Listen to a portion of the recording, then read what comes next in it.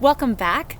Today I want to talk to you about 2 of our days of the week because today is Friday, and when we get to Friday, we don't have school on Saturday. So we're going to talk about Friday and Saturday in this one story. So when we were talking last, we were talking about Woden and Thor and how Woden's Day is named after the god, the wise god, and the knower of everything. And then Thursday, Thor's Day, is named after Woden's son Thor, who was the god of thunder and lightning. And today I want to tell you about Friday.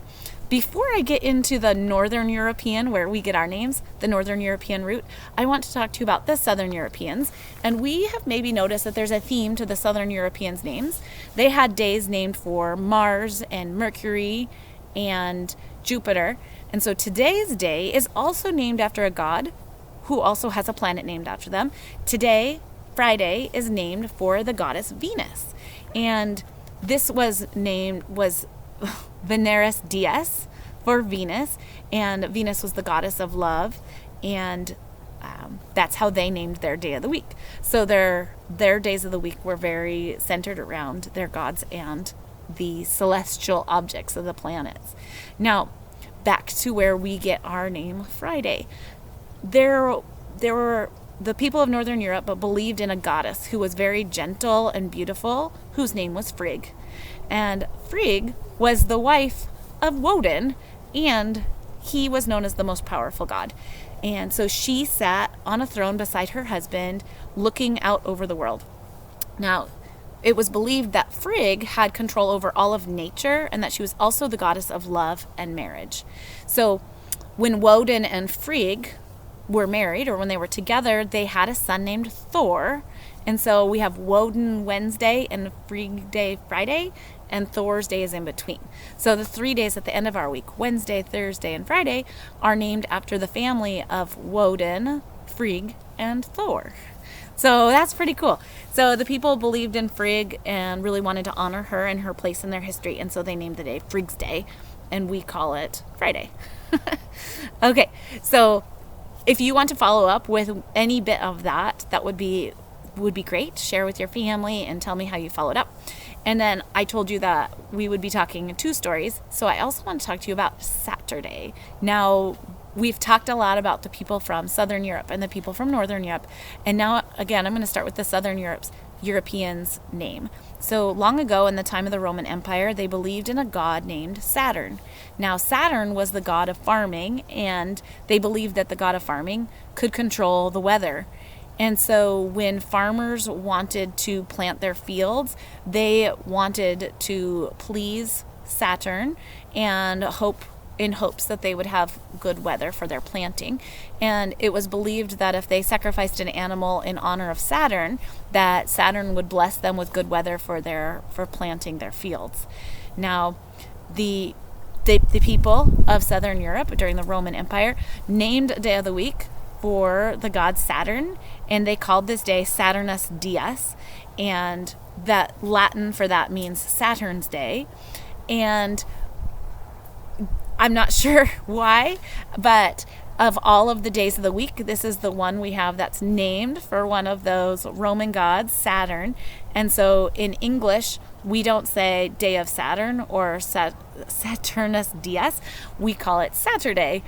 And so we do have one of our days of the week named after one of the gods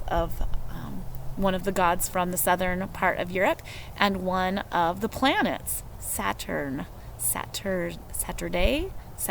Dies. And so that's really interesting. So maybe you are interested in following up, learning more about the planets and their names and how they were named by for the gods from Southern Europe. I hope you enjoyed this series of stories of the days of the week. I know that it's a lot of fun to say Moon Day or Tuesday, Woden's Day or Thor's Day, Frigg's Day and Saturn's Day. And I guess I skipped Sunday.